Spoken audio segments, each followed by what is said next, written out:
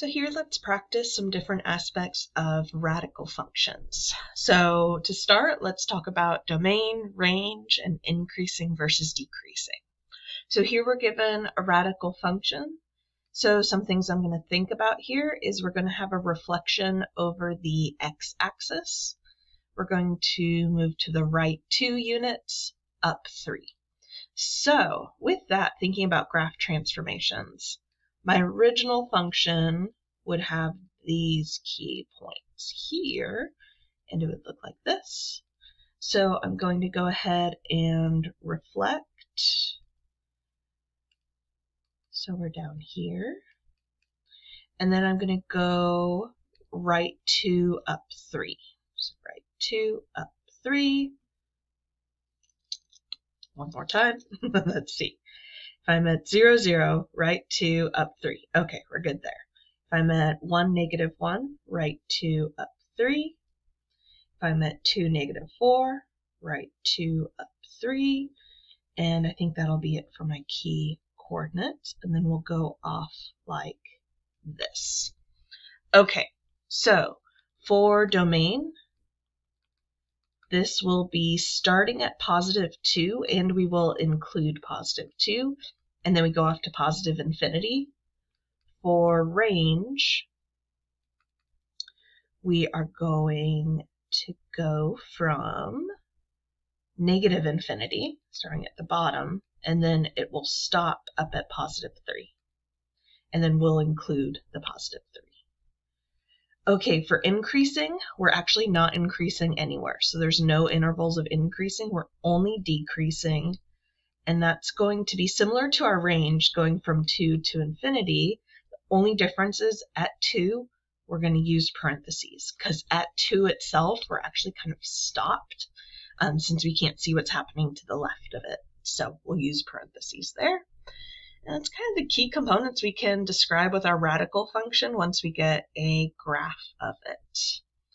Okay, next up, let's look at a composite function. So with this, we're going to go f of g of x. So we're going to plug in root x minus 4 plus 2 into f of x. And f of x is going to tell us to take x squared. So our input is all being squared, and then we have a plus 1. And now we're going to have some algebra work to do. And I'm going to write this out as root x minus 4 plus 2 times root x minus 4 plus 2, just so that I can really see that foiling that's going to occur. So we're going to multiply, multiply, multiply, multiply. Okay, root x minus 4 times root x minus 4, that's going to cancel out that square root, and all we'll have is what's left underneath with an x minus 4. Then we'll have plus 2 root x minus 4. Then we'll have another plus 2 root x minus 4. Then we'll have a plus 4, and that plus 1 that's hanging out at the end there.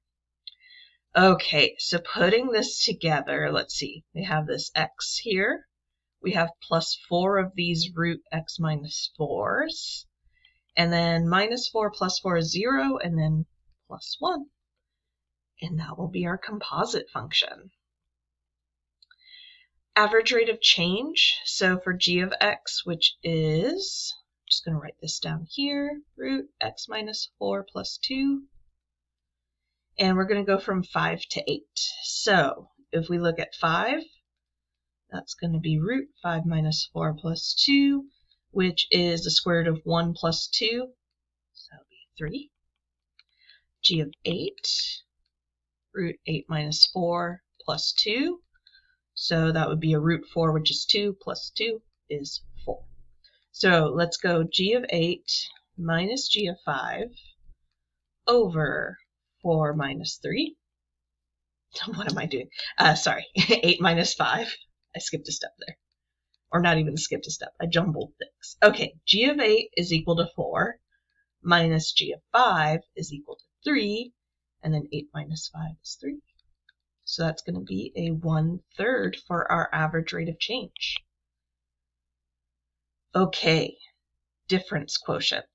So we're going to need g of x plus h, and that's going to be a root x plus h minus 4 plus 2.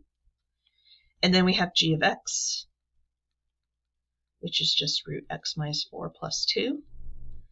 And let's go ahead and plug those in. So g of x plus h, let's see, I'm going to give myself lots of space here because we're going to have some steps to go through to simplify. So we have g of x plus h minus g of x all over h. Let's go ahead and distribute that negative in. So what we'll really have is root x plus h minus 4, and then plus 2 minus 2 is going to turn into a 0, so then we're just going to have a minus root x minus 4 all over h. Now, we want to get to a spot where h can be canceled out. So what we need to do is something with this expression that can simplify it further. And when I have a root minus another root, or really when I'm just working with roots, what we want to do is multiply by the conjugate. So this is what we'll need with our radical functions. So what that means is I'm going to multiply, and I need to multiply the numerator and denominator. And what I'm going to use is looking at that numerator where I have root x plus h minus 4 and a root x minus 4. I'm going to have that, but instead of subtraction, I'm going to have addition. Because then what this will do is it'll bring through the difference of squares. And then whatever we put in the numerator, we also have to put in the denominator.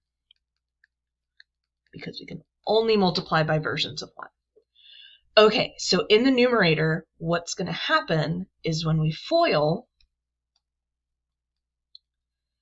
let's start with how much room do I have to the right-hand side here? Okay, we're good.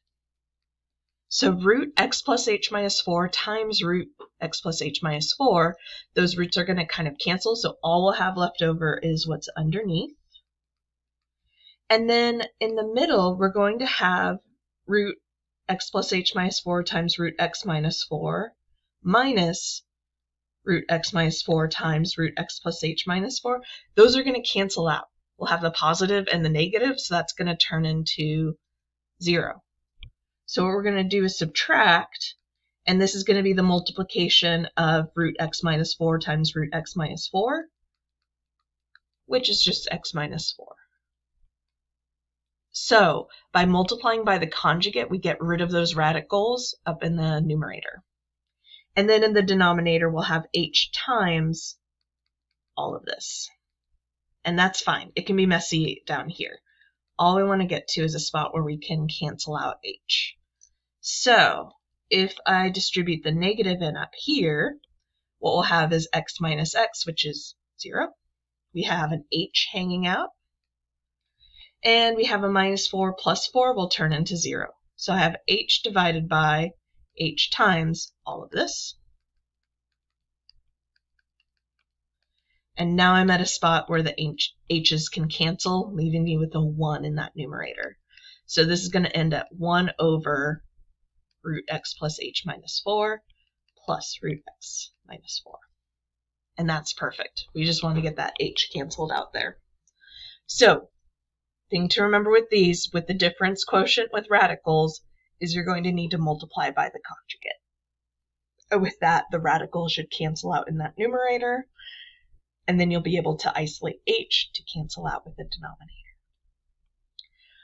Okay, one last piece here is we're going to talk about piecewise functions again. Now that we're getting all these different functions and their graph transformations, what does that look like when we kind of put them all together? So I'm going to go ahead, actually, I'm going to do a scale of 2s.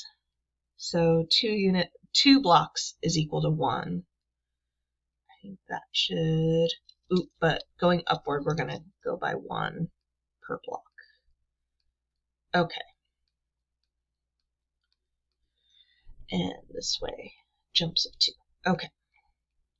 There's my scale there, just to make that a bit clear. So we're going to work with three functions. For values less than -2, so let's go to -2, and it's kind of like here. We're going to use -x² plus 8. And then between -2 and +3, we're going to use absolute value of x plus 3. And then off to the right-hand side, we'll have this 2 root x minus 2 plus 1. Okay, so starting with the parabola, and what I could do is I could just start plugging in values. So like at -2, if I plug into x² plus 8, so that would be a -4 plus 8, which would be a +4. And we'd want to use an open circle there. 1, 2, 3, 4. Because we're being strictly less than that value. So I plugged into the function at -2, but used an open circle since we're strictly less than. If I plug in a -3, that would be a -9 plus 8, so a -1. Now we can use a solid circle 4. And then -4, see an 8 minus 16, so -8. There. Okay, and this is a parabola that's opening downward, so we're going to have something that looks like this. Okay, so for x less than -2, there's my -x² plus 8. Now over here, we're going to have the absolute value of x plus 3, so that's my absolute value function shifted to the left 3 units. We're going to start it at -2, so let's see, and we're going to be equal at -2, so I can use a solid dot there. So that's going to be a -2 plus 3 is a +1, absolute value. Here we go. And then if I plug in -1, that's going to be at 2. At 0 will be at 3. 1 will be at 4. So on and so forth until we get to +3. And we're equal there too. So let's go ahead and do that one. Here we go. Here. So we'll have a solid dot here. And that's just going to be a straight line. So there's part of my absolute value function. And now I'm going to switch to my radical function, which, let's see, has been stretched upward by 2. And we moved to the right 2 and added 1. So let's see, if we move to the right 2 and up 1, my radical function with a stretch of 2 would look like this. Let's see, 1, 2, 3. Can't quite get it. So it's kind of like we would do this, but I'm going to start at 3 with an open circle. So we're not going to have any of that to the left-hand side. So starting there, we plug in 3, that would be a 2 plus 1, which is 3. And then a radical function, so we're going to go off this direction. And there's our piecewise function. So some things we're thinking about here is when are we graphing what? So looking at these domains and how it tells us which function to use. And then as we're graphing those functions, you can be plugging in values, like I was talking through, plugging in those x coordinates. And also thinking about these graph transformations with all these different functions that we've looked at so far.